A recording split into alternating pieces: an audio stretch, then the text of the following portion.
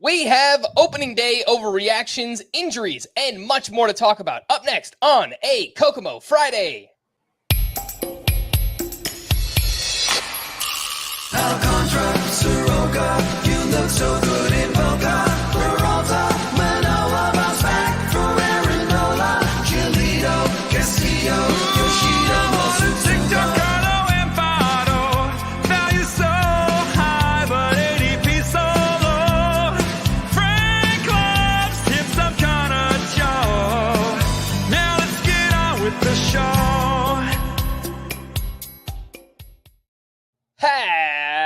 Happy Kokomo Friday and welcome in to Fantasy Baseball today on March 29th. I am Frank Stampfl, joined by Scott White and Chris Towers. Today on the show, so much to talk about. Opening day overreactions, injuries, waiver wire ads, bullpen updates, and there's only one person who could help us start the season. Take it away, Susan. Oh my goodness gracious! All right. Oh, my goodness gracious. What a throw by Juan Soto, by the way. Am I right? All right, let's do opening day overreactions, and we will start with Scott.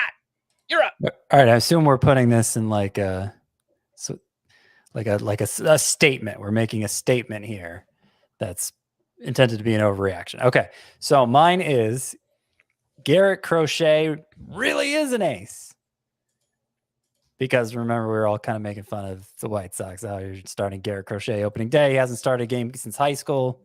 He has started games. He did start games in college, but he wasn't primarily a starter in college. And you know what? It went really well against a suspect Tigers lineup, I would say. But still, the fact he went 6 innings and struck out 8 in his first major league start, Garrett Crochet walked nobody while striking out 8, allowed 1 run. Was, I think, about as good as anybody could have hoped for in his first major league start. Now, I will point out, 11 whiffs on 87 pitches. That's pretty good. 87% of his pitches were either slider or fastball. So basically a 2-pitch guy. But that fastball peaked at 99.8 miles per hour. Average exit velocity off Garrett Crochet, 87.1 miles per hour. So they weren't making hard contact when they did make contact. And I've always had something about Garrett Crochet. Whenever I wandering eye, not in this case, but just like I've had an infatuation, let's say, with Garrett Crochet from the first videos I saw on draft day when the White Sox took him, however many years ago.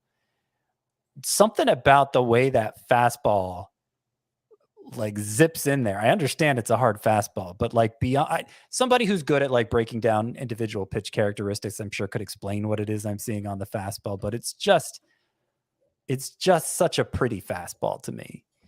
And I don't think he's available in any of my leagues because I was picking him up in a lot of them, but he's widely available on CBS. And I would say Garrett Crochet, probably not actually an ace. Probably not every start's going to go this well, but there is legitimate talent here. And he's one of maybe 2 players I might be looking to pick up here after opening day.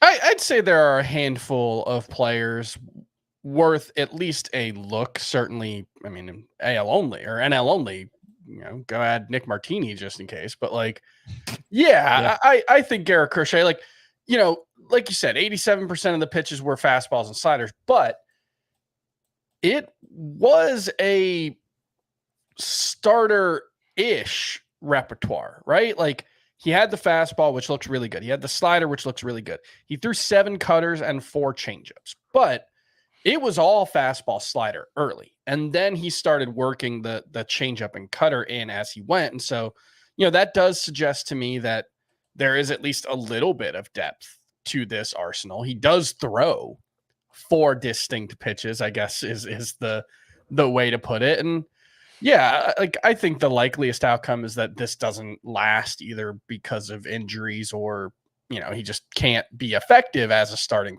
pitcher full time. But for his first start that mattered since college, I mean, since 2020, he hadn't started a game, and he only started 1 game in 2020 in college.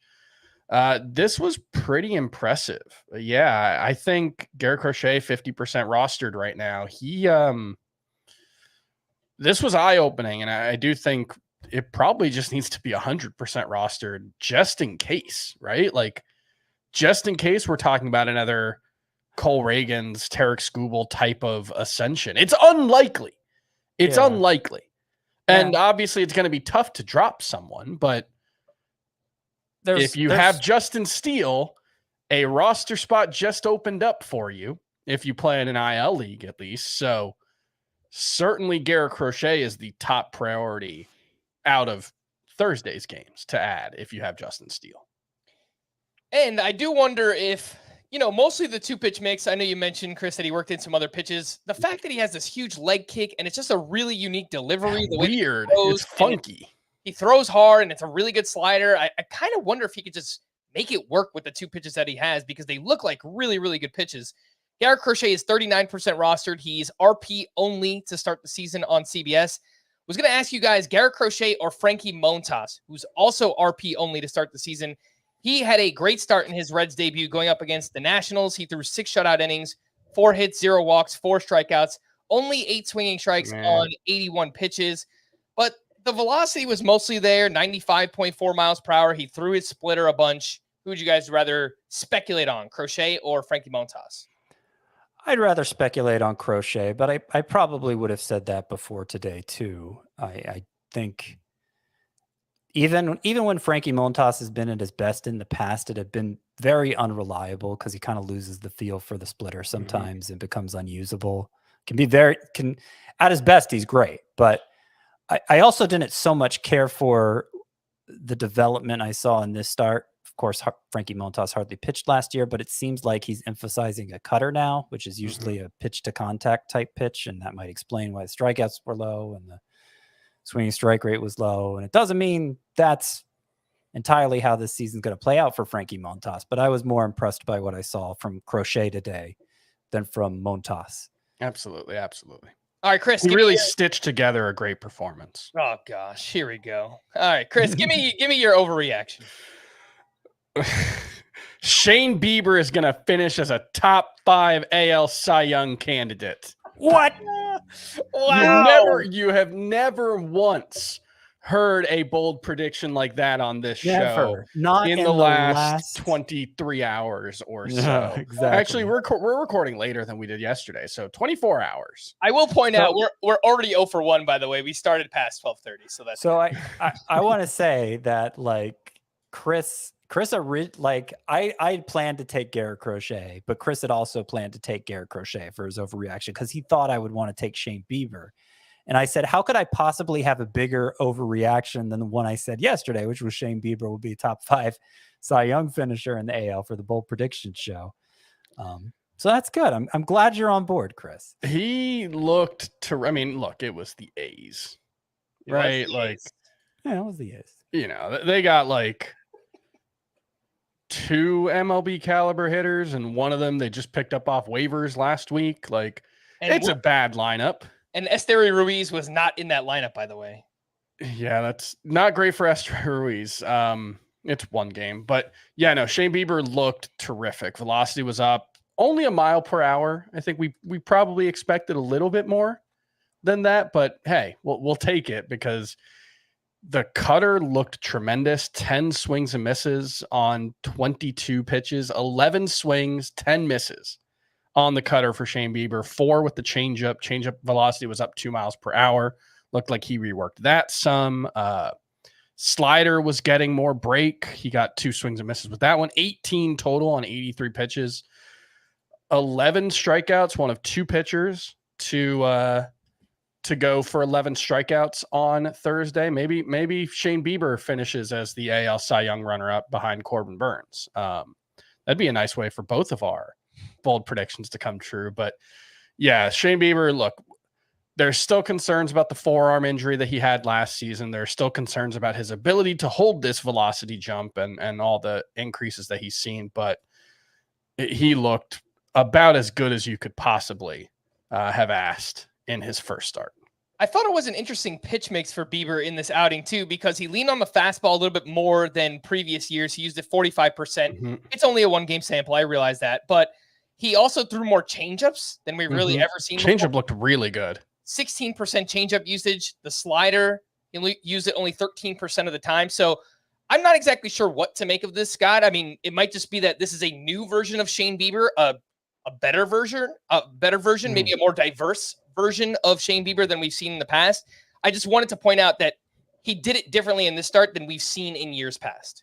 Yeah, I noticed the same thing. Like I obviously was excited about what we were hearing in spring training, which is why I had that bold prediction. And I was excited to see that he performed well in the season opener as well as he did, but it wasn't in the way I thought it was going to be. I thought there were going to be fewer cutters this year because it kind of took him away from getting swings and misses. And he got all the swings and misses, not all of them, but he got the majority of the swings and misses on the cutter itself. So was that just, I don't know. Let's see him face a better lineup. Let's see if you can continue this with the cutter. Let's see if the pitch mix remains the same. But obviously there's no reason to be anything but encouraged about Shane Bieber's season debut here. Let's just stick in the AL Central for all of our opening day overreactions and talk about the Tigers bullpen. Jason Foley, is he just their closer? Because he looked pretty good in the outing that we saw here. So the Tigers had a 1-run lead throughout the game. It was just a 1-0 score. Shelby Miller pitched in the 7th. Andrew Chafin came in the 8th. He got 4 outs, so got the first out of the 9th inning as well. Then Jason Foley, not Alex Lang, came in for the save. He struck out 2, and he looked dominant. Averaged 99.3 miles per hour on the sinker, which is up 2 miles per hour from last year. He maxed out at 101.3 miles per hour with that pitch. And I was getting this question. I'll throw it to you guys. Do you drop Alex Lang for Jason Foley? It feels like we just don't know on opening day. It's premature. And I think back to 2021, Julian Merriweather, I think got the first 2 saves for the Blue Jays. And it was like, he's overtaking. The fantasy community was ready to just like, Jordan Romano, you are dead to us. Julian Merriweather is the best reliever in baseball. Yes. And I think that happened a couple years ago too with the Reds. I'm trying to remember the reliever's name. He got a save on opening day. Was that like Lucas Sims or someone? No. TJ Antone? Santillan, I think it was. Tony Yeah. Anyway, so I referenced at the top of the show, Garrett Crochet was one of 2 players I might consider picking up based on opening day. The other was Jason Foley because, and I owe Jason Foley an apology. At some point in one of the relief pitcher shows we did in the offseason, I said he really didn't have the stuff to close. I was mostly just looking at strikeout rate. There are like Emmanuel Class A vibes here with Jason Foley, especially since he's throwing even harder. Just a wicked sinker. May not translate to a big strikeout rate, but you can understand why the other numbers were as good as they were. And if it's harder now, maybe the strikeouts end up improving. Alex Lang, the Tigers stuck with him, I think, longer than anyone really expected them to last year. And so I kind of just assumed that leash would extend into this year. The fact he didn't even appear in a 1-run game and Jason Foley looked this good. Like it might be another Julian Merriweather situation from 2 years ago, but it might not be. And so I don't know that I'd go as far as to drop Lang in a league where saves are scarce, but I'd certainly be trying to pick up Foley in leagues where saves are scarce. And I'd be looking to do that even if I didn't have Lang. The thing I would point out here is it was a weird situation because Andrew Chafin started the 9th. There was a lefty up to open the 9th inning. It was Andrew Benintendi. So Andrew Chafin pitched the whole 8th, faced Andrew Benintendi, and then gave way to Jason Foley. And so maybe they just didn't want Lang to come in a non-save situation or a save situation, but not with a full inning. Maybe Foley has more experience pitching in, more of a fireman role. That's the one extenuating circumstance I could think of when looking at this usage. But yeah, absolutely. I'm writing about waiver wire targets for tomorrow's newsletter, and Jason Foley's absolutely right there at the top below Garrett Crochet.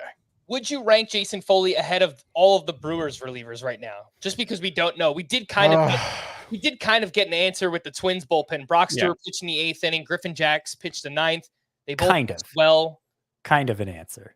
Yeah, kind of. We got an answer, maybe not the answer. I would prefer Foley to any of the Brewers options and either of the Twins options if it came down to it. I'm not like eager to dispose of any of those Brewers options or Twins options if I've already made some kind of investment in it. But if that was the only way of picking up Foley,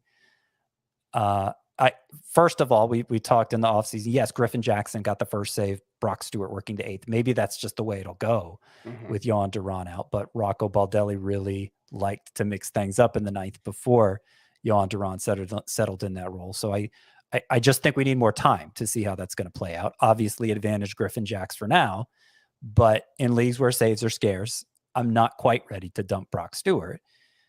And in the Brewers situation with 3 candidates there for a half-season fill-in, that's really messy, and that's a lot of roster space being taken up on major questions. I think it might still be Lang, but if it's not Lang, then it's Foley, and it's like less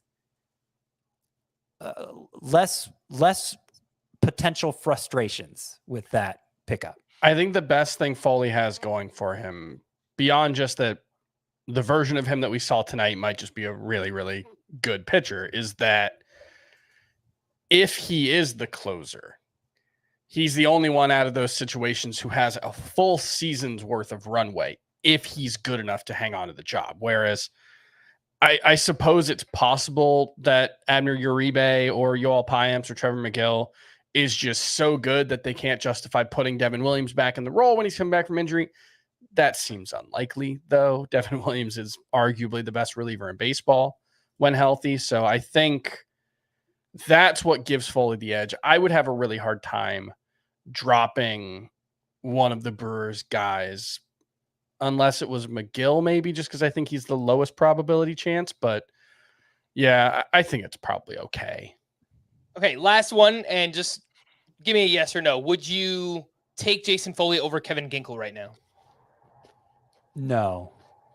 But it's close. I think I might, just because that's another one where it's a month for Ginkel. You know, obviously there's the potential for setbacks, but when Sewald's ready, he's the closer. I don't think there's any question about that. I was thinking more like a month and a half than a month. It could be. Yeah. Might be splitting hairs there. Yep. All right, I do have a bonus overreaction. The Dbacks will have the best offense in baseball this season because I have a more accurate overreaction to that. All right, what do you got? Rockies are the worst team in baseball.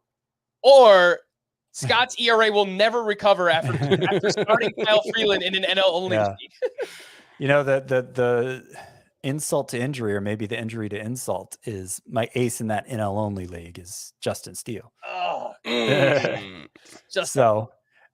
a lot of bad pitchers get started in NL only leagues. I'm not going to throw out the season because of one crooked stat line on opening day. But yes, I wish I did not start Kyle Freeland in that NL only league. I did just want to highlight this D-backs offense, by the way. 16 runs scored in this game, 14 in the 3rd inning alone. I swear I went to go do something, eat dinner, or I probably wasn't eating dinner at that point, but I came back and the 3rd inning was still going. I was like, how is this possible? There were 3 hits by Ketel Marte, 3 hits by Lourdes Gurriel, who also added a home run. He had 5 RBI. He looked awesome in this game. Multiple hits for each of Christian Walker, Gabriel Moreno, Eugenio Suarez, Geraldo Perdomo, and Blaze Alexander, who we mentioned the other day. Looks like he will be the short side platoon at DH, along with Jock Peterson, who will be the strong side platoon. Let's quickly promote a few things. Download and follow FBT on Spotify. If you're watching on YouTube, you can scan that QR code. It'll take you right to the Spotify show link, and subscribe to the FBT newsletter if you haven't already, cbssports.com/newsletters. Before we get to the news and notes, let's quickly run through another prospect spotlight. It's time to discuss some of the prospects who are catching our eye from a fantasy perspective, thanks to our sponsors at Hyundai, where they're thinking about every step of your journey out on the road. Let's talk about Red Sox outfielder Ceddane Rafaela. who we have talked about throughout the spring. I thought it was interesting that he started in center field here on opening day. He batted 7th in the Red Sox lineup, went 1 for 4 with a triple, RBI, and a run scored. And in the spring, he looked great. 3 homers, 5 steals. Strikeout rate was under 20%, coming off a big year in the minors last year as well. Ceddane Rafaela is 50% rostered. Chris, I'll throw this your way. Is he a must roster? Should he be just added in all formats? Ceddane Rafaela. Certainly not in all formats. Most points leagues, probably not, because the contributions that you're going to get from him in an ideal world are going to be held back by what will probably be pretty bad plate discipline. That's always been the knock on him. When you look at the minor league track record, the production's very good. What was it, 26 homers last season? I'm going off the top of my head. 20 homers, 36 steals. Yeah. And then you look at where he ranks, and it's like, this is a potential Gold Glove caliber center fielder, also a very good defensive shortstop, who doesn't really rank that high despite some pretty impressive production on the surface level. So it's bad swing decisions, bad plate discipline is what's holding him back. And that's always been the question here. So I think that's probably going to hold his value in points leagues back. We also don't know if he's going to play every day, but in roto leagues, the possibility for 15 homers and 25 stolen bases, I mean, that's a valuable player. So yeah, I think all categories leagues, Rafaela deserves to be rostered. Again, he's 50% rostered. Victor Scott, who started on opening day here for the Cardinals, he went 0 for 3, but he did steal a base. He got on base via error, and then he was off and running. He is currently the most added outfielder on CBS, also a prospect, so fits in this segment very well. Scott, who would you rather have, Rafaela or Victor Scott? Rafaela. You're answering for, well, who would you rather have, Chris? That's Victor Scott, obviously. Yeah, I would rather have Rafaela because I think, look, there's a chance he slumps his way back down to the minors. He looked good in spring training. The Red Sox felt like he had made enough progress with the swing decisions that they obviously decided to award him the job, and they didn't have to. But he won it on merit. Well, Victor Scott, it took a few injuries to get him there. Lars Nootbaar might be back next week. And, so Victor Scott doesn't hit the ground running. He's right back down. And, Rafaela should steal a lot of bases too, and brings a power element as well that Victor Scott lacks. So between the two, I'd rather have Rafaela. But I agree at this stage of his career with the plate discipline concerns, he's not must roster. I want to roster him in 5 outfielder leagues. And I'll point out that he is among my sleeper hitters for week 2. If your league follows the CBS standard of this opening weekend being its own week. Week 2 starts on Monday, and the Red Sox have good matchups, and Rafaela is among the 10 sleeper hitters. All right. Thanks again to Hyundai for sponsoring this segment and the show. Learn more at HyundaiUSA.com. Let's take our first break. When we return, the news and notes, lots of injuries. We'll talk about it right after this. It's time for the madness. And CBS Sports HQ has your wall-to-wall NCAA tournament coverage. We got your game highlights, expert analysis, and insights all the way to the Final Four. Start and end your March Madness coverage with CBS Sports HQ. Welcome back in. We've alluded to it a few times already, but Justin Steele exited his start with a left hamstring strain. After the game, Craig Counsell said Steele will be placed on the IL. They did not offer a timeline, and Steele was pitching really well in Texas against a tough lineup, 4 2/3 innings, 1 run, 6 strikeouts. The Cubs are already without Jamison Tyone, who's on the IL with a back injury, so they are being stretched really thin right now. If you lost Steele, looking for replacements, obviously we mentioned Garrett Crochet up top, Frankie Montas as well. The other most added starting pitchers were Luis Gil. Jack Flaherty's already up to 74%, so might not be available. Tyler Wells, Jared Jones. Would you guys take Crochet ahead of Gil, Wells, and Jared Jones? I might have had a different answer yesterday, but I think based on, look, we've seen success from him, and all of that group is largely unproven. So well, yeah, I'd take Crochet at the top at this point. I think it's just like from a game theory perspective, true. Who's going to be available tomorrow out of that group? It's not going to be Garrett Crochet if he's available right now after that start. Yeah, you'll have another chance at those other guys. Yep.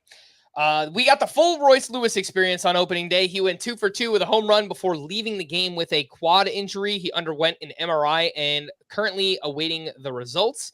He's dealt with many leg injuries, including 2 torn ACLs on his right knee and then a strained left hamstring last year. If Royce Lewis does miss any time, it looks like Kyle Farmer or Willie Castro would likely step in. Or maybe, I'll just mention the name. If they get crazy, if this turns out to be a long-term injury, Brooks Lee. Yes, absolutely. Yeah, one of their top prospects. I'm not saying absolutely he will get called up, but absolutely needs to be mentioned because in spring training, they were trying him out at second base. They were giving him an opportunity. They didn't send him down until, I think, the final round of cuts. And basically everything that I read about Brooks Lee was as soon as there's an opportunity, he could get the chance. So certainly a name to keep in mind. And if he gets called up, definitely a name that I think is worth, not adding in all formats, but having on your radar for sure. Yep. And when we talk about some waiver wire hitters later on, I do have some third base / corner infielders who maybe could provide a replacement for Royce Lewis if you lost him on your fantasy team. David Bednar was unavailable to pitch Thursday due to ongoing rehab from a lat injury he suffered earlier in the spring. He made his debut on March 21st and then pitched again on March 24th. This one seems a little fishy to me, guys. I don't know. I don't know if I'm necessarily... if he's rehabbing, I mean, it's a 10-day IL, right? Or is it longer for pitchers? It's 15 for pitchers. For pitchers? Okay. Yeah, that might explain why he's not just on the IL then. I mean, he pitched on March 24th. That was 4 days ago. Yeah. I feel like he's been able to go. If they didn't put him on the IL, then they must think he's close. They probably just were being extra cautious here, would be my guess. There was some speculation that he started warming up. Yeah, that's what I was going to say. I saw someone talking about that from the broadcast, that the Pirates broadcasters were speculating that he had gotten warm earlier, but that they didn't want to have him get up and then down again and then get back up. So once he started throwing and he didn't come in, they just decided to pass on it. So that's possible. It's interesting that it was not Aroldis Chapman who got the save in this one, although it went into 12 innings. So that probably explains it. But he did pitch the 9th inning with the game. Yeah, he pitched the 9th with the game tied. So Jose Hernandez got the save. It's probably still Aroldis Chapman, if anything, if Bednar does have to miss more time, but I wouldn't think that there's anything to worry about here beyond the worries that you had coming in. I don't know. Yeah, I have David Bednar in a few spots, so I hope you're right, Chris. Max Kepler was removed after fouling a ball off his right leg. X-rays were negative. Nick Senzel broke his thumb fielding a ground ball before Thursday's game. Ildemaro Vargas started at third base for the Nationals. Max Scherzer threw a bullpen session on Tuesday, his first time throwing off a mound since he underwent surgery to address a herniated disc back in December. The team suggested Scherzer could be ready to rejoin the rotation before the end of May. So some pretty not on the 60-day IL. Yep. Some good news there for Max Scherzer. Garrett Cole, by the way, was placed on the 60-day IL. And then I think there was a column that came out from John Heyman here on Thursday that said Garrett Cole is targeting a June 1st return, which would line up with the 60-day IL, I guess. Jordan Romano. That would be interesting if Scherzer beat Cole back, given how those two were drafted relative to each other, though. It sounds like it might not be that far apart, but would be interesting. Jordan Romano was officially placed on the IL, but GM Ross Atkins indicated he's hopeful Romano will require only a minimum stay on the injured list. The Reds transferred Matt McClain to the 60-day IL on Thursday after he underwent shoulder surgery earlier in the week. And Wander Franco was placed on administrative leave through an agreement between MLB and the MLB Players Association. The transaction removes Franco from the Rays 40-man roster and is effective through June 1st. Wanted to quickly run through some just interesting lineup decisions for teams, and this is definitely an opening day overreaction because lineups change all the time, very frequently, and likely very early on in the season as well. But for the Reds, people were losing their minds. Will Benson was batting second in the lineup. They were facing a right-handed pitcher. Jake Fraley was fifth. Ellie De La Cruz was batting sixth. Spencer Steer was seventh. Each of Fraley, Ellie De La Cruz, and Steer stole a base in this game. Any concern over Ellie and Steele, 6th and 7th in the lineup? No. I mean, it's not concerning for Ellie, but this is one of those, like, if he hits, it doesn't matter. He's going to move up in the lineup, and he's going to be awesome either way. Steele, I don't know what were we where were we expecting him to hit? Probably in the middle somewhere. Yeah, like I don't know, like 3 through 5, somewhere there. Yeah, it's marginally impactful for his value, but it doesn't change how I view these guys. Like, it's interesting, Benson and Fraley against a righty is what you pointed out. Well, Ellie's only been good against righties too, so where's he going to hit against lefties? I mean, Benson's on base percentage was very high, so I don't think it's like a dumb decision by David Bell. I don't know. I hadn't really thought much about the Reds lineup. It's so new that so many of the pieces there are so new that I didn't really have expectations on where anybody would hit. So I didn't take much. There were other lineup decisions that stood out to me more, I guess I'd say. Okay, I'm going to run through the rest of these, and if there's anything that stands out, just interrupt and take it away.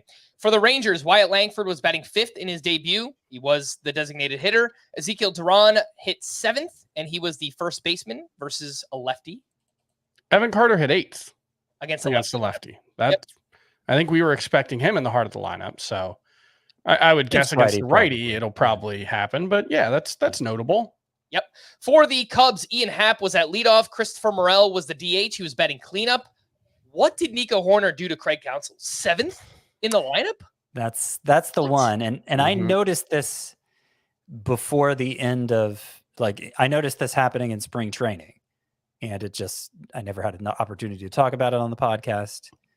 But it feels like something we should have been talking about, because a big part of what made him a breakout candidate last year that he lived up to was that, he's going to bat leadoff. And it ended up being, I think, second as much as leadoff last year. Almost, and exactly equal between first and second. So, but a prominent lineup spot. And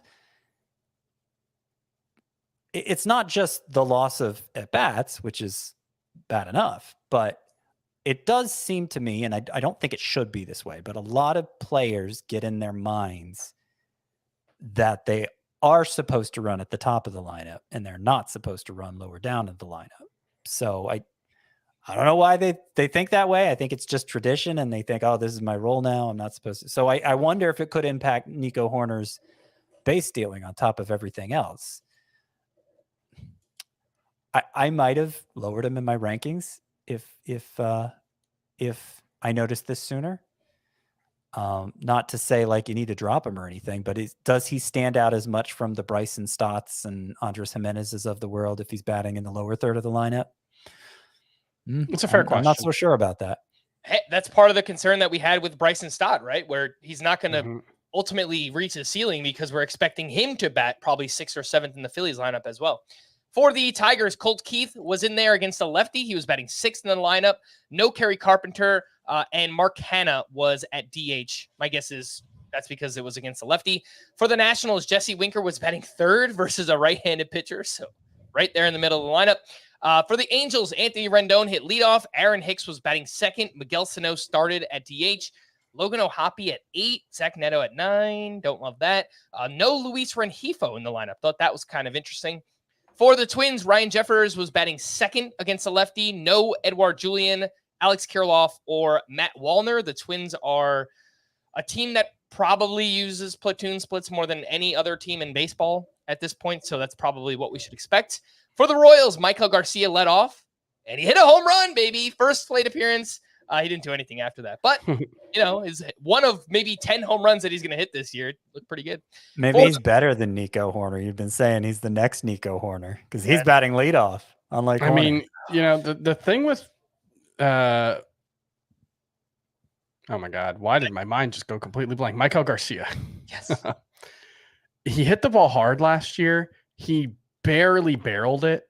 And so he's definitely one of those guys who needs to elevate more. But if he can, if he's aiming to be Nico Horner, he doesn't really need home runs. Sure. But he could. But the quality of contact yeah, could be better than Nico Horner. Yeah. Well, just because I put a ceiling on him of Nico Horner, Scott, maybe Michael Garcia has his sights set on something much higher than that. probably better aiming for Nico Horner given where he plays his home games, but Right. anyway, yeah, I don't think there was anything else to say about that. All right, let's slide over to the Pirates. I love that on a Kokomo Friday, Connor Joe was their leadoff hitter against the lefty. O'Neal Cruz was batting 6th in the lineup. My guess is he will bat higher against right-handed pitching. For the Marlins, Brian De La Cruz was the designated hitter, batting 3rd against the righty. Tim Anderson was 7th. Nick Gordon started in left field, and he was batting 8th. For the Oakland A's, we mentioned no Esteury Ruiz in the lineup against a righty, Shane Bieber. J.J. Bleday started in center, Seth Brown in left, and Lawrence Butler in right field. For the D-backs, Blaze Alexander was at DH. My guess is he will start at DH against left-handed pitching. He'll be the short side platoon with Jock Peterson. For the Guardians, Bo Naylor out of the lineup against the lefty. Austin Hedges was in there. And for the Rockies, L.A. Harris Montero started at DH, even against the righty, which meant Charlie Blackmon was in right field.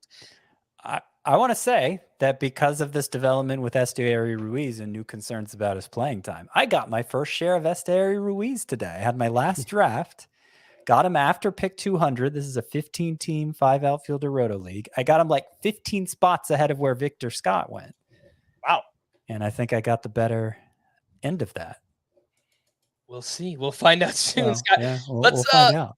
Let's take a look at some of the biggest standouts here from Thursday on opening day. Corbin Burnes. I mean, we're only getting to him now, but gosh, there was so much to talk about. Stellar in his debut. 6 innings, 1 hit, 1 earned run, 11 strikeouts to 0 walks. He had 12 swinging strikes on 82 pitches. And according to Jake Rill, who covers the Orioles for MLB.com, Corbin Burnes' 11 strikeouts are the most by an Orioles pitcher in his team debut since 1954. Anything to add on Corbin Burnes? He's awesome. Well, I think this is like a textbook example of spring training stats don't matter, because I will also mention in that draft, the pick came up where I didn't have a share of Corbin Burnes yet, and he was obviously the right guy to take, and I hesitated. I almost didn't do it because he gave up 5 home runs this spring.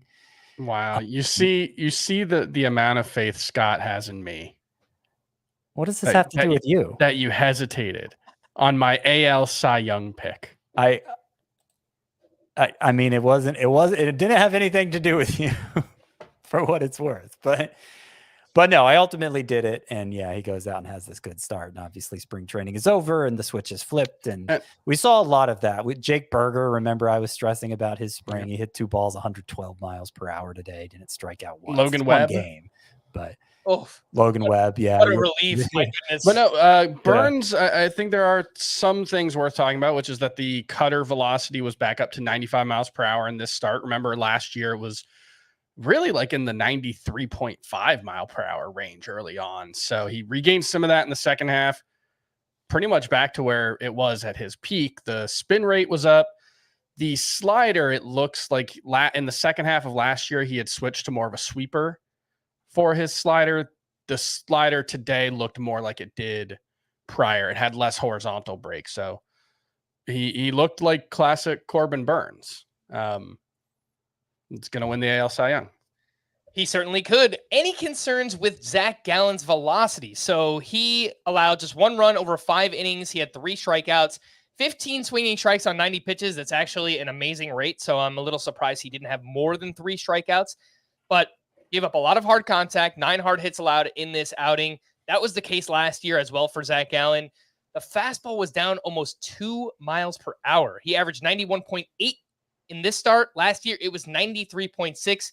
And then the curve and the slider were both down over 2 miles per hour in this outing. It could be something where he's still kind of getting built up. It's the first start of the year. So I don't want to overreact, but I feel like we should react. What do you guys think? Well, I think I only saw one day of one of his spring starts because there isn't much StatCast in the Cactus League, but it was the same thing there with the velocity down. And I was like, well, it's a sample of 1. Should I really make a big deal of it? But then it's continued here into the regular season. They did delay him at the start of spring training, right? So it may be that he's just not as built up as a lot of other pitchers because they're worried about his big workload last year going to the World Series and everything. He did throw 90 pitches today, so it wasn't like his, he threw more pitches than Bieber and Burnes and a bunch of other guys. I guess arm strength is what I'm talking about. The thing you have to guard against most of all at the beginning of the season, I think, is confirmation bias. And that's what I'm working on here, because I did not draft Zach Gallen. I didn't have him as a bust like Frank did, but I shared the concerns coming off a 243 inning season. It's just that's a lot of innings to throw for a guy who's never come close to that. So I'm a little concerned, but I want to guard against being too concerned because I was primed to be concerned anyway. But yeah, lack of strikeouts, velocity down.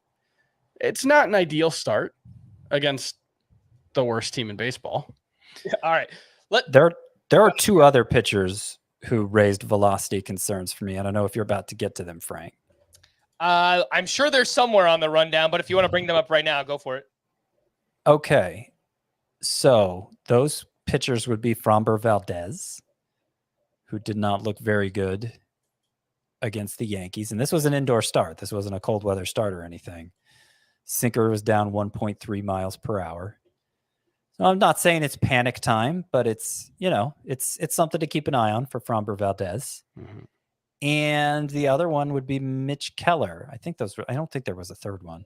I think it was just those two. Those are the only two I noted. Yeah. Yeah. So Mitch Keller, his fastball was down 1.4, so about the same as Framber Valdez.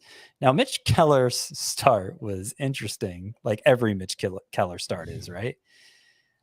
He's such a weird pitcher because it's like day to day, you're not getting the exact same guy. And I went and looked through the game log last year. There was a lot of fluctuation in velocity, which is what I remembered, but I confirmed it. A lot of ups and downs with velocity over the course of last season. And he has a lot of pitches and he mixes up his usage a lot. And, even for the velocity being down, even for him not having a particularly good start and only 3 strikes in 5 2/3 innings, 14 whiffs on 85 pitches, 4 whiffs on the cutter, 5 on the fastball, 5 on the sweeper. So there are things you could look at. Oh, that's encouraging for Mitch Keller, but the actual line wasn't good and the velocity was down, and we'll see what the next start looks like because it could be completely different. Let's take our final break. When we return, I've got some waiver wire hitters. Oh, gosh, there's so much to get to. We'll do it right after this. You came down here to tell us that your date is missing. I did not get ghosted. I think he was taken. You were dating as a way to face your divorce. Was I really the only thing holding you together, D? Damn. Ready or not, I am in search of a man with whom I had a beautiful connection. you can't hide. If anything feels off, we'll go. Off. Murderer. Who are you? Diara. Diara? Find you. Welcome back in. Let's talk some waiver wire hitters. Should these names be rostered in more leagues than they are right now? So Maikel Garcia, we mentioned what he did, home run in his first at bat, hitting leadoff for the Kansas City Royals. He's 47% rostered. Scott, the only way that number could be higher is if you think he needs to be rostered in points leagues. He only averaged 2.4 fantasy points per game last year. What do you think? It sounds like there are a few categories leagues he could be rostered into, but I don't know. It's if your league doesn't have a corner infield spot and stolen bases aren't that essential, I'm not saying he couldn't have value in that format, but I don't know who you drop for him at this point in time. So it's probably in the majority of leagues where he's not rostered, Maikel Garcia is probably like a scout team guy. I will point out though that he is also among my sleeper hitters for week 2. The Royals have the best matchups, one of only 2 teams with 7 games. And third base eligible. So if it turns out that Royce Lewis does have to go on the IL and you need a replacement, Maikel Garcia might be one of those. Victor Scott was batting 8th in his debut. He went 0 for 3, but did steal a base, and he's only 38% rostered. Chris, should that number be higher? I don't know how many category leagues there are, but it feels like however many category leagues there are, Victor Scott should be rostered in those. That's exactly it. If it's 38%, then he's rostered in the right number of leagues. If it's 55%, then it should be 55%. Would you prefer Victor Scott or Maikel Garcia? It's Garcia for me, but you guys know. I think it's similar to the Crochet thing we were talking about earlier, where it's more likely that Garcia is still going to be available in a few days than Victor Scott. So I'd rather pick up Victor Scott just in case. Mm-hmm. And if he gets sent down or if he just looks overwhelmed, then you can add Michael Garcia. That's fair. That's fair. I do like if I'm betting on it today, is Victor Scott on the Cardinals roster in 2 weeks? I'm betting no.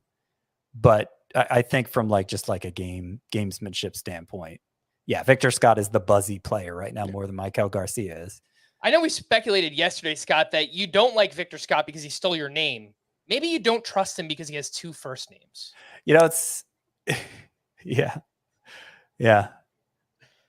Maybe. I don't know. Like somebody referred to him. They were tweeting at me and they just said Scott the Second. They call it because like he goes by Victor Scott the Second, but they just called him Scott the Second, which is weird. Normally you call somebody by their last name. You're just calling them by their last name, but he added the suffix there. And I like the original better. Someone I know you do like, Scott. Michael Bush, he went 1 for 2 with 2 walks and he stole home. Kind of. It was actually a missed call by the home plate ump in that game where it was a foul tip and the ball rolled away and whatever. And Jonah Heim screwed up. He did. It should be clear. Everyone was like, what a terrible call. Jonah Heim is the reason that run scored, not the umpire.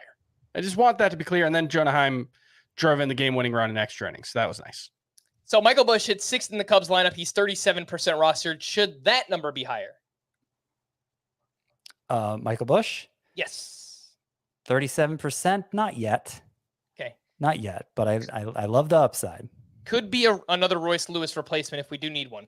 Michael Conforto went 3 for 4 with his first home run. The double he hit in this game, 109.9 exit velocity. The home run was 105.9. He hit 7th in the Giants lineup against a righty. He was facing Yu Darvish in this outing. 27% rostered. That probably sounds right. I think 5 outfielder leagues for Michael Conforto. That's probably it, right? Yeah, and even then, it's been a couple of years since Michael Conforto has been worth rostering even those formats. So, yeah.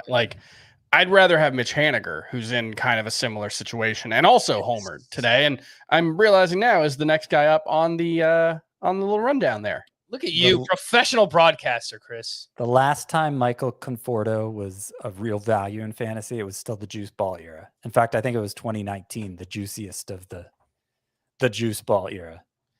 Michael Conforto still available in my 15-team Tout Wars League, by the way. So that gives you a little indication of the interest level, I guess. Mitch he was still worth rostering in 2020, the weird season. Oh, he had a good 2020, yeah. Yeah, he did. Mitch Haniger went 2 for 3 with a walk, home run, 2 runs, 2 RBI. He's 25% rostered. You guys know I agree. I've kind of been all over this one in spring, and I still think Mitch Haniger could hit. And there's something about playing in Seattle. I don't know. I would rather have him than Conforto. He's the anti-Teoscar Hernandez. He can only see the ball in Seattle. Might be right.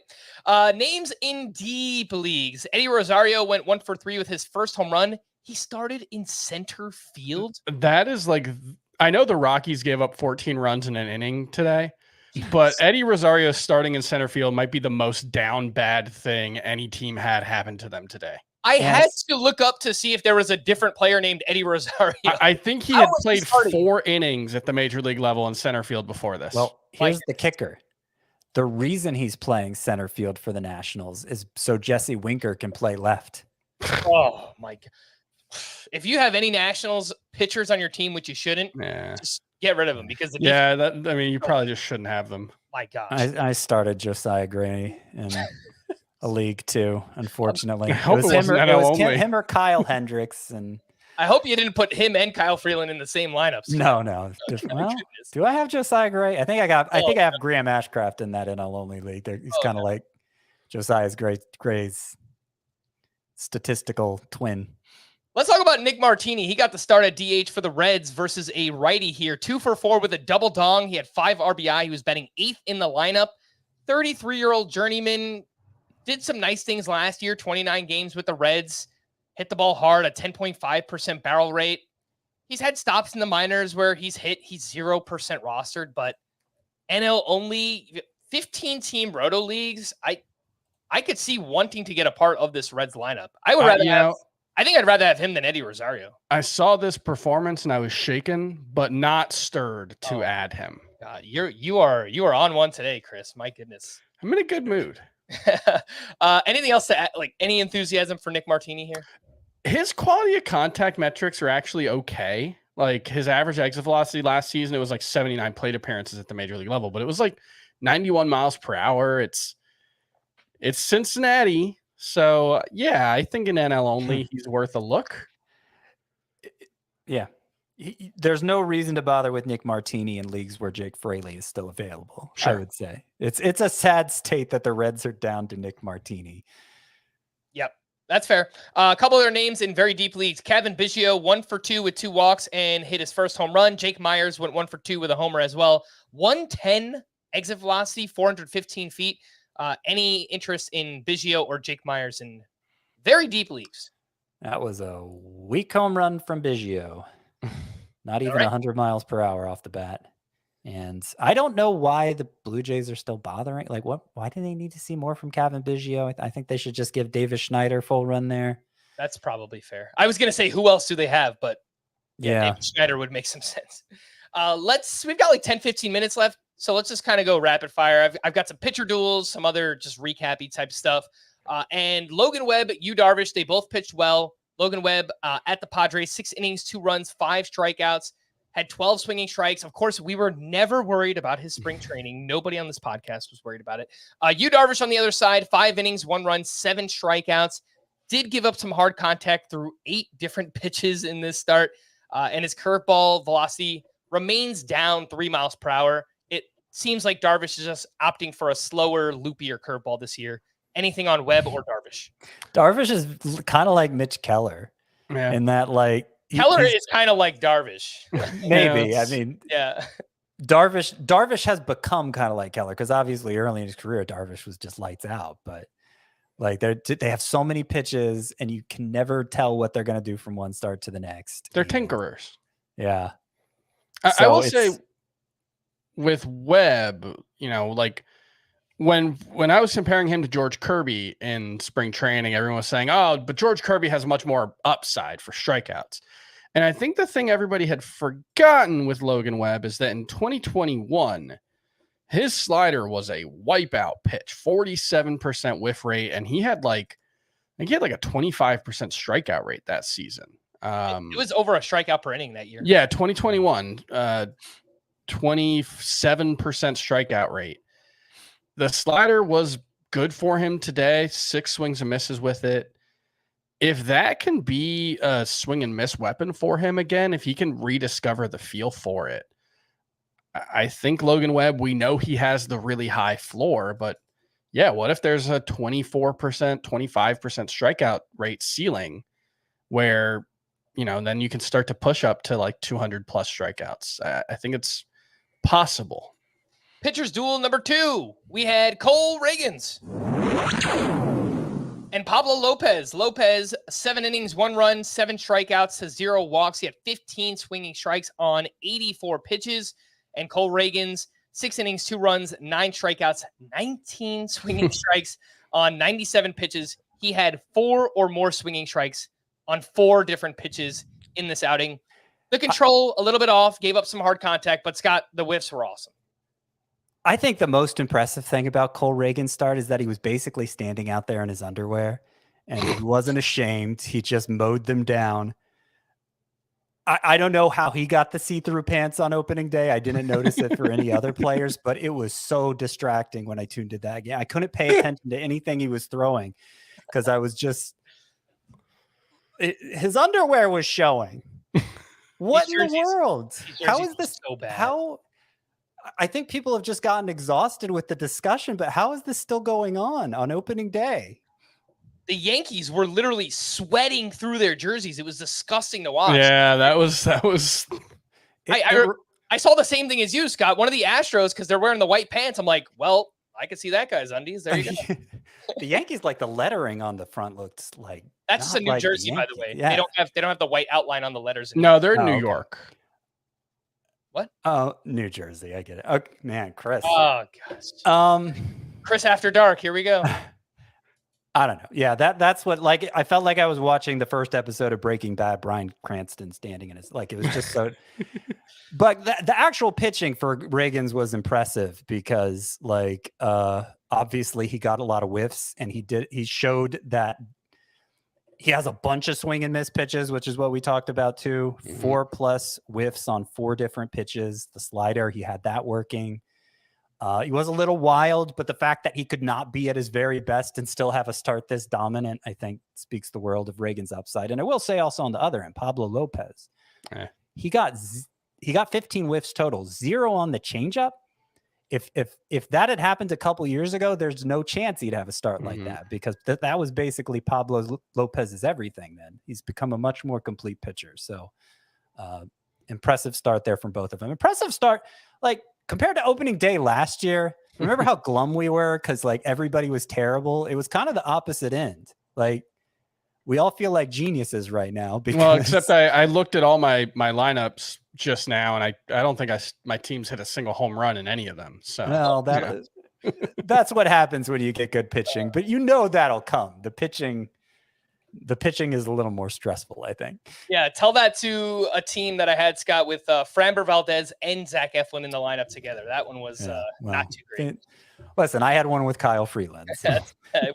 we are aware. Pitcher stool number 3, Tarek Skubal up against Garrett Crochet. We spoke about Crochet on the other side. Obviously, Skubal was awesome. 6 shutout innings, 6 strikeouts to 0 walks, 20 swinging strikes on 83 pitches. Bonkers, man. 10 on the fastball, 5 on the changeup, 3 on the sinker, 2 on the slider. Fastball velocity was up almost 1 mile per hour. Anything to add on Skubal? He's so good. The thing I didn't look at yet was the slider, because I know that was something that he was working on this spring.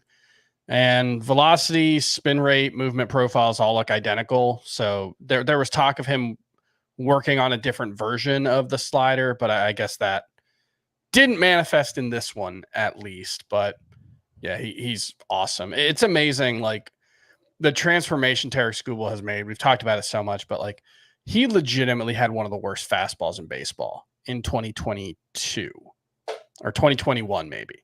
And now it's, like, arguably one of the best. It's wild. I think injury is the only thing that could stand in his way. Some other pitching standouts: the good, the bad, and the ugly. The good, Tyler Glasnow, 6 innings, 1 run, 5 strikeouts with 13 swinging strikes on 81 pitches. Jose Barrios turned in a quality start at the Rays. 6 innings, 2 runs, 6 strikeouts for him. Didn't throw the cutter. I think he only threw it 1 time in this outing. That was interesting because he was throwing that a lot in the spring, and it did not make the trip up north with him. The velocity was up for Barrios. Yes. I thought that was interesting. Sinker that up, carried over from the spring. Sinker up 1 mile per hour, slurve up 1.2 for Jose Barrios. Nathan Eovaldi, 6 innings, 2 runs, 3 strikeouts against the Cubs. Jesus Luzardo struck out 8 against the Pirates. He allowed 2 runs over 5 innings. And Brian Bayo was solid, 5 innings, 2 runs, only 2 strikeouts. But his velocity was up. The sinker was up 1.1 miles per hour. The slider up nearly 3 miles per hour. So maybe a new and improved slider for Brian Bayo. Anything to add on Bayo, Luzardo, Eovaldi, Barrios, and Tyler Glasnow? No, not really. Not really. I'll just say, like, every good Nathan Eovaldi start, I think, is a sell high opportunity. Just because I feel like at some point it's going to take a turn. It seems to happen every year. And that's all I have to add there. The bad. We spoke about Mitch Keller. He gave up 5 runs, 4 earned over 5 2/3 innings at the Marlins. Framber Valdez, very wild, 6 walks, 3 runs allowed over 4 2/3 innings against the Yankees. Nestor Cortez gave up 4 earned runs in the first 2 innings, and then he settled down after that at the Astros. 5 innings, 4 runs, 5 strikeouts for him. Luis Castillo, not great against the Red Sox. 5 innings, 4 runs, 5 strikeouts. Anything to add on Luis Castillo, Nestor Cortez, Framber Valdez, and Mitch Keller? We already kind of talked about. I thought Cortez looked fine. 11 swinging strikes on 76 pitches. That's pretty good. And that's a really tough top half of a lineup. So, like, struggling against them doesn't really concern me. Velocity was fine. Swinging strike rate was fine. Pitch mix was fine. I think it was not a super promising start for Nestor Cortez, but nothing to be concerned about. And the ugly. Zach Eflin hit hard by the Blue Jays. 5 2/3 innings, 6 runs, 5 strikeouts, 3 homers allowed. Fun fact, he did not allow 3 home runs in a single start last year, and he only allowed 6 earned runs once. I will point out he was cruising in this start, and then in the 6th inning, things just kind of spiraled out of control for him. Gave up some hard contact. I watched an interview after the game. He said he just lost his mechanics a little bit late and didn't have his best sweeper. So I have some other concerns there because, okay, first of all, Zach Eflin had an 8.49 ERA this spring. I know it's spring, but when you kick off your regular season this way, his final spring start was good, but he gave up 2 home runs. So it was kind of bad too. The bigger issue is he threw only 10% curveballs in this start. That's compared to like 27% last year. The curveball was the pitch that allowed him to break out 2 years ago in the Phillies bullpen that then carried over into last season in a starting role for the Rays. And it's kind of an essential pitch for him. So I don't know why he was fading it, but he needs better results than this if that's going to continue. Maybe you said he didn't have a feel for the slider. Maybe it's weird that he said slider and not curveball, but maybe there was something like that going on with the curveball and we're going to see more of it going forward. I would assume so, but I didn't like seeing him use it only 10% of the time this time. He did say sweeper in particular, and I guess that's what it's classified as on StatCast. And so the last year, the sweeper and the curveball had about 5 inches of average horizontal movement different than one another. Today, they had the same horizontal movement. The curveball just had more vertical break. So it seemed like there were, I think I didn't have the feel for them explanation probably makes sense. And I don't know, man, you make it through 5 innings with 1 earned run allowed, and then you struggle in the 6th inning in your first start of the season. That seems like a pretty easy one to write off. It's just the home runs, a lot of home runs this spring and then more home runs in the season debut than he had in any start last year. You said, Frank? Yes, he didn't. It doesn't mean he's toast, right? But it's not what you want to see, obviously. Yeah, it's not ideal, but I think it's fine. Some hitting standouts. The re-breakout for Tyler O'Neill has commenced. 1 for 3 with a sock and a shoe. First player in MLB history to homer in 5 consecutive opening days, which is just a truly awesome stat for him. Also, did you see his somersault throw from right field? Funniest highlight of the day. So of the season so far. Go check it out. I think I did see it. And it was just cut off by the pitcher, right? It was he just he throws his whole body into this thing and literally does a somersault. It's incredible. Yeah. That is Tyler O'Neill. Yandy Diaz, 3 for 4 with his first home run, 107.2 exit velocity. It was a screamer down the left field line. Carlos Correa had a good game, 3 for 4 with a double, 2 RBI. Paul Goldschmidt, 3 for 4 with his first home run. And I saw this stat on Twitter, X, maybe we're calling it. Apparently three of Paul Goldschmidt's swings today, including his home run, are in his top 5 as a Cardinal in terms of bat speed. And he went to Driveline Baseball this offseason. So thought that was kind of encouraging for Paul Goldschmidt. Jake Berger, 3 for 4 with 3 RBI, 2 batted balls of at least 112 miles per hour. Who cares about spring training? Anthony Volpe went 1 for 2 with an RBI. He had 3 walks. I watched that whole game. He looked really good. Very poised, patient, good plate discipline at the plate. We'll see how long it lasts or, carries over for Anthony Volpe. Bad luck for Bregman, 1 for 5. He had 5 hard hit balls, but only 1 hit to show for it. So bad luck for him. And the Dodgers lineup is just so stacked. I mean, my goodness. Mookie Betts hit a homer. Shohei Ohtani had 2 hits. Freddie Freeman, 2 hits with a home run, 3 RBI.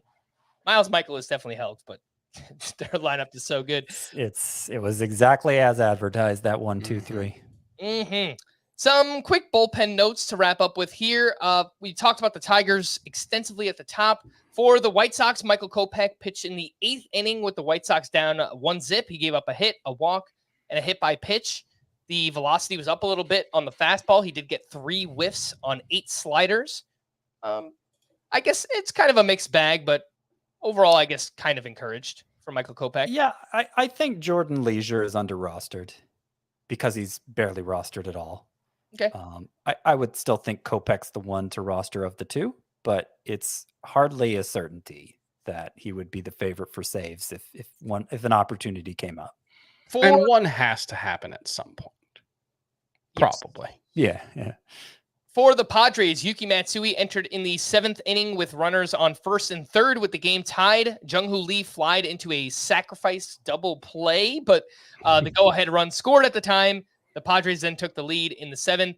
Matsui stayed out there for the 8th, and then Robert Suarez eventually would get the 9th inning. Gave up a solo homer, but it was a 3-run lead, and so he picked up his 2nd save of the season. For the Twins, we mentioned Brock Stewart pitching the 8th inning with a 1-run lead. Griffin Jacks got the 9th. And he walked 1, but picked up his first save. The Pirates, Aroldis Chapman pitched game tied. David Bednar was not available. And then in the 12th inning, left-handed pitcher Jose Hernandez picked up the save for the Pirates. For the Yankees, Clay Holmes got the 9th inning with a 1-run lead. He gave up 3 hits. He was saved by Juan Soto throwing, I think it was Mauricio Dubon out at the plate. But as a result, Clay Holmes did convert his first save of the season. For the Rangers, actually both bullpens in this game. Jose Leclerc entered the 9th inning with the game tied. He walked 2. He gave up a run on a wild pitch. It was, this was not like Leclerc wasn't great. His command wasn't great in this one, but that run was not his fault. And then on the other side for the Cubs, Adbert Alzolay got the 9th inning with a 1-run lead. He gave up a game-tying solo home run to Travis Jankowski of all people. This one... Have you guys looked at Adbert Alzolay's splits before? I'll admit I hadn't. He is real bad against lefties. He has like an 850 OPS allowed in his career against lefties. Travis Jankowski, obviously, when he hits left-handed. And that's a concern. I don't know, because they didn't commit to him publicly as the closer all spring. Hector Neris is there. He's a very good reliever.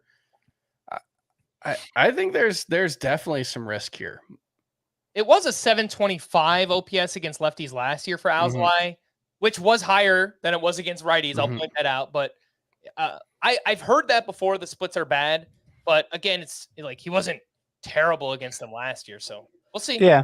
I mean, they signed Hector Neris for a reason. So closers with a tenuous grasp on the role, you obviously don't want to see them struggle in any way, because the manager might think twice about using him in that situation next time. I will point out in Leclerc's case that in the inning David Robertson worked, I think he got the win, but he walked 2 in his inning too, so it wasn't all that sharp. His velocity was up. Like from watching it, I haven't looked at the actual charts yet, but David Robertson's velocity had to have been up a lot, right? Yeah, 1 mile per hour. Okay. Yeah, I mean, something to watch. And then the last one of these West Coast games here, it was Kenley Jansen, who came in with a 2-run lead. He walked 1, but struck out 2, picked up his first save of the season. We're going to wrap there. Opening day is in the books for Scott and Chris. I am Frank. Thanks as always for tuning in to Fantasy Baseball Today. Please make sure to follow and leave a 5-star rating on Apple or Spotify. And we will be back again next week. Bye-bye.